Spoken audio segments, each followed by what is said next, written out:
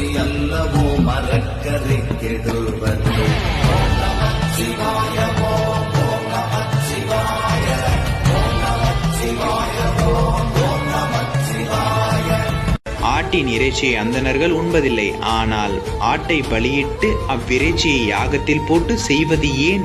அக்காலத்தில் யாகங்கள் ஆட்டிறைச்சியை இட்டு செய்தார்கள் வேதியர்கள். இக்காலத்தில் மாட்டின் பாலிலிருந்து உண்டான நெய்யினை இட்டு செய்கின்றார்கள்.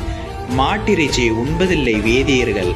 ஆனால் அவர்கள் உண்ணும் காய்கறிகளுக்கு போடுவது மாட்டிறைச்சியையே. உணவு பழக்க வழக்கத்திலோ அசைவம் உண்ணுபவதிலோ இறைவனை அடைய முடியாது என்று சிவவாக்கியர் சித்தர் உணர்த்துகிறார்.